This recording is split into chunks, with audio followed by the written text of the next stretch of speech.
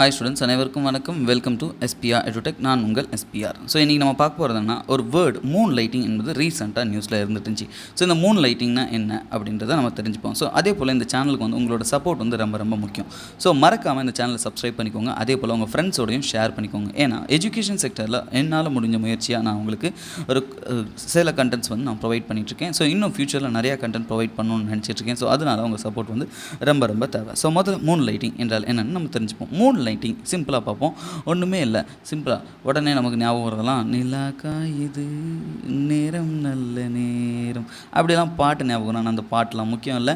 Simple thing, நம்ம ரெகுலராக daily work பண்ணுற ரெகுலர் ஜாப் வந்து 9 to 5 வந்து ரெகுலர் ஜாப் ஒர்க் பண்ணுவோம். ஆனால் சம்பளம் பத்தலை, காசு பத்தலை, நமக்கு நிறையா தேவை, வீட்டு செலவு அதிகமாக இருக்குது. அப்போ நம்ம எக்ஸ்ட்ராவாக இன்னொரு தொழில் தேடிப்போம், இன்னொரு ப்ராஜெக்ட்ஸ் தேடுவோம், இன்னொரு வேலையை செய்வோம்.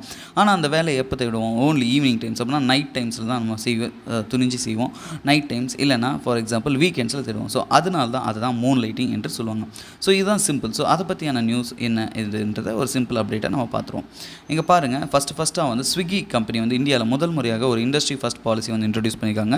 ஸோ அவங்க இன்ட்ரடியூஸ் பண்ண தான் அங்கே இருக்கிற எம்ப்ளாயீஸ் எல்லாருமே வந்து அந்த கம்பெனியில் வேலை செய்கிறதுமே இல்லாமல், அந்த ரெகுலர் எம்ப்ளாய்மெண்ட் இல்லாமல் வேறு எங்கேயா இருந்தாலும் ப்ராஜெக்ட்ஸ் வந்து அந்த கம்பெனியோட ஒர்க்கிங் ஹவர் இல்லாத காலத்தில் அப்படின்னா அதோட அந்த கம்பெனியில் வேலை செய்கிற நேரம்லாம் மற்ற நேரம் உங்களுக்கு நினச்ச கம்பெனிலையோ வேறு ஏதோ ஒரு ப்ராஜெக்ட் எடுத்து நீங்கள் பண்ணலாம், வேலை செய்யலாம் அப்படின்ற சொல்லியிருக்காங்க. ஸோ அந்த புது பாலிசியை தான் மூன் லைட்டிங் பாலிசி என்று சொல்லுவாங்க.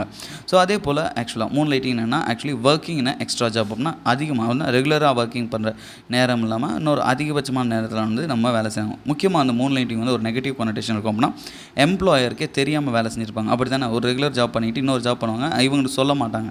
ஸோ அதுதான் தெரியாமல் பண்ணியிருப்பாங்க. ஆனால் இந்த சைட் ஜாப் இதெல்லாம் இருக்கும். ஸோ அது வந்து முக்கியமாக எப்போ பண்ணுவாங்க? நைட் டைமில் பண்ணுவாங்க, இல்லாட்டி வீக்கெண்டில் பண்ணுவாங்க. இதை தான் நம்ம மூன் லைட்டிங் என்று சொல்லுவோம். இது யூஎஸில் பாப்புலாரிட்டி சேர்ந்துச்சு அப்படின்னா ரொம்ப பாப்புலர் ஆச்சு இந்த மூன் லைட்டிங் என்ற வேர்டு. ஏன்னா அங்கே இருக்கிற வேலை செய்யவங்க எல்லாருமே வந்து ஒரு செகண்டரி ஜாப் தேவை, சம்பளம் பத்த மாட்டேங்குது அப்படின்றதுக்காக 9 to 5 ரெகுலர் ஒர்க் இல்லாமல் அடிஷ்னலாக ஒரு வேலையில் வந்து சேர்ந்து அந்த வேலையை செஞ்சுட்டு இருந்தாங்க. ஸோ அதை தான் மூன் லைட்டிங் என்று சொல்லுவாங்க.